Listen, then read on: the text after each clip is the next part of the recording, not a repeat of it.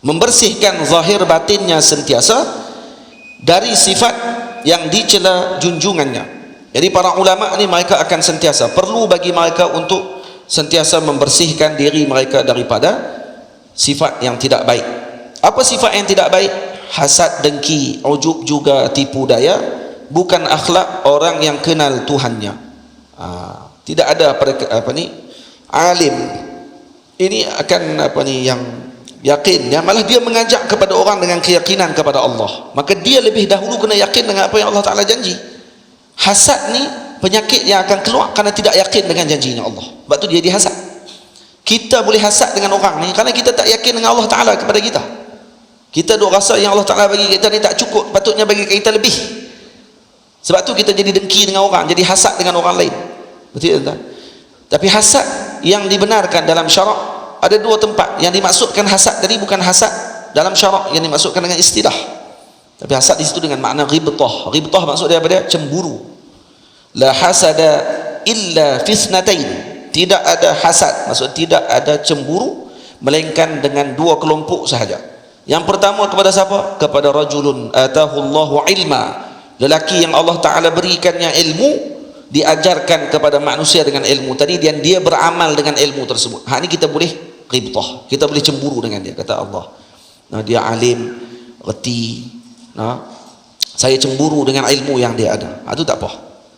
Ghibtah boleh, tak ada masalah. Sebab beza hasad dengan ghibtah.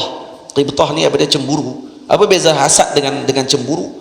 Hasad dia tidak suka dengan kebaikan yang diperolehi oleh seseorang tersebut, dan dia berkeinginan untuk menghilangkan kebaikan tadi daripada orang tersebut.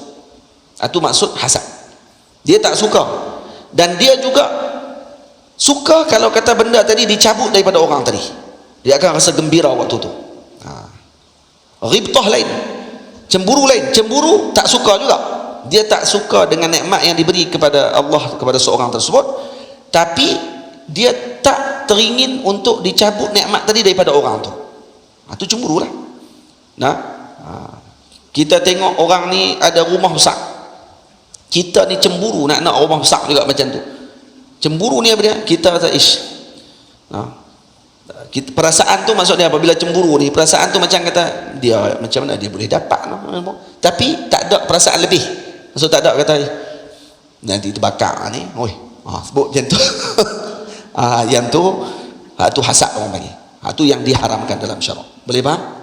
Tapi kalau tak ada yang tu, kita kata lebihnya dia dapat lebih apa semua, tapi tak ada perasaan untuk dihilangkan perkara tersebut, nikmat tadi daripada orang tadi, maka itu tak dikira sebagai sesuatu yang diharamkan dalam syarak. Karena manusia biasa, perasaan dia akan main macam tu.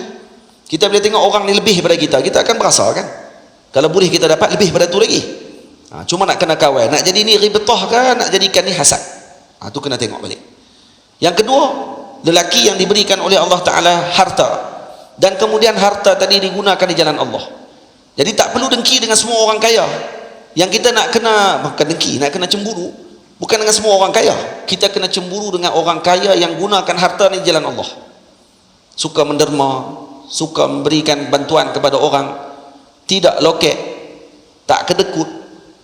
Mana-mana yang orang minta bantuan dia akan bagi, dan sebagainya. Maka orang-orang macam ni dipuji oleh Allah Ta'ala, dan orang-orang macam ni boleh, kata Nabi SAW, untuk kita cemburu dengan dia. Kalau kita dapat harta macam tu, kita pun teringin nak buat macam dia buat. Tapi kalau duk tengok orang ni kaya, aja duk tunjuk kaya tapi tak pernah pun duk buat baik kepada umat ni, tak perlu cemburu. Buat tak tahu wujuduhu kal adam, ada dia macam tak ada. Tak ada faedah apa. Itu maksudnya.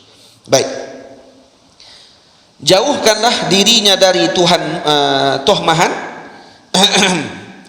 Tadi hasad, dengki, ujub juga tipu daya, bukan akhlak orang yang kenal Tuhannya. Ini bukan akhlak orang yang kenal Tuhannya.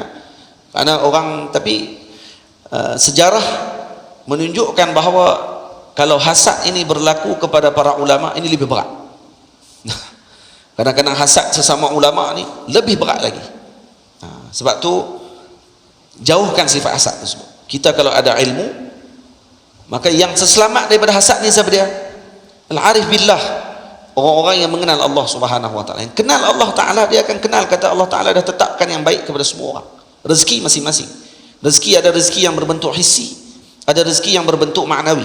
Rezeki hissi yang kita duk makan ni, tak masuk dalam mulut kita.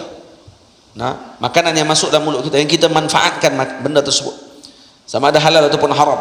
Dalam mazhab kita Asy'ariyah, rezeki tidak kira halal saja, haram pun termasuk rezeki juga. Tapi rezeki haram, itulah. Yang kata, oh rezeki juga, dia boleh ya? Boleh, tak boleh lah. Tu saya kata haram tu. Saya duk faham boleh pula. Rezeki itu tak boleh, tapi dikira rezeki tak? Dia dikira rezeki. Nah, dia mencuri. Dia gunakan harta curian tadi untuk bagi makan anak bini dia. Tu rezeki dia? Ya, tu rezeki dia. Tapi haram. Tak dapat faedah. Jadi darah daging. Jadi buruk akhlak nanti. Jadi perangai yang tidak elok. Keluar keturunan yang buruk. Karena apa? Karena makanan yang tidak baik tadi. Faham? Rezeki yang kedua, rezeki maknawi. Rezeki maknawi apa dia? Ilmu yang Allah Ta'ala bagi kepada kita. Dan Nabi SAW minta apa? Minta ilmu. Nabi tak minta benda lain. Allahumma zidni ilma, ya Allah tambahkan saya ilmu. Nabi suruh tambah ilmu, tidak tambah harta. Boleh.